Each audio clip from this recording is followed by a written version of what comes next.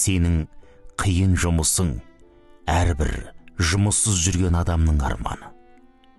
Сені тыңдамайтын балаң әрбір баласыз жанның арманы. Сенің кішкентай ғана үйің баспанасы жоқтардың арманы. Сенің мардымсыз ғана жинаған ақшаң қарызы барлардың арманы.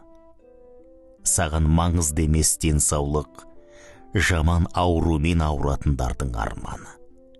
Құдай сенің күнәларыңды жасырғаны, күнәсі үшін масқара болған әрбір жанның арманы.